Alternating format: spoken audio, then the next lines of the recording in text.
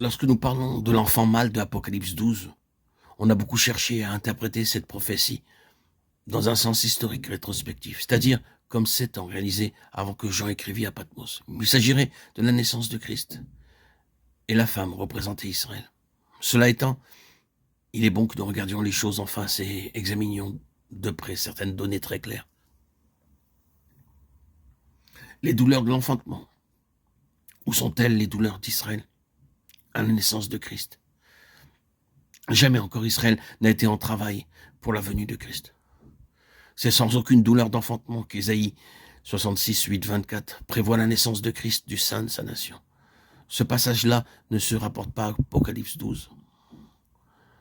Enveloppé du soleil, le Seigneur Jésus est lui-même le soleil, lumière du monde. Et c'est l'Église qui a été investie de cette lumière, de cette révélation de Jésus-Christ, de cette pleine et entière vérité de Dieu. Jamais la nation juive n'est apparue revêtue de cette lumière-là.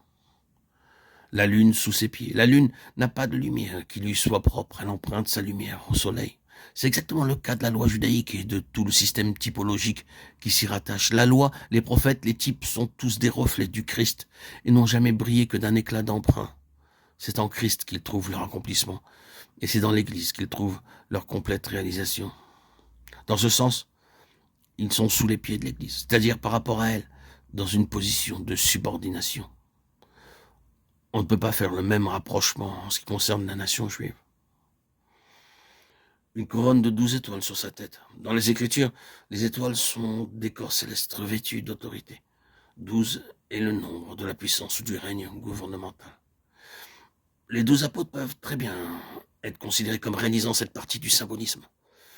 À réitérer plusieurs fois dans l'Apocalypse, on les trouve à l'honneur. Ce que nous avons ici, à notre avis, c'est une expression de la pensée de Dieu au sujet de la position de céleste autorité occupée par l'Église, selon Luc 10, 19, Éphésiens. Cependant, bien que ce soit là la pensée de Dieu pour l'Église tout entière, comme cela ressort de l'épître aux Éphésiens, en fait, il n'y a jamais qu'une fraction de l'Église qui parvient expérimentalement à cette union avec le trône. Telle est, sans aucun doute, la situation aujourd'hui. Et l'on a toujours été ainsi. C'est pour cela qu'il y a dans le Nouveau Testament une telle somme d'exhortations et de mise en garde.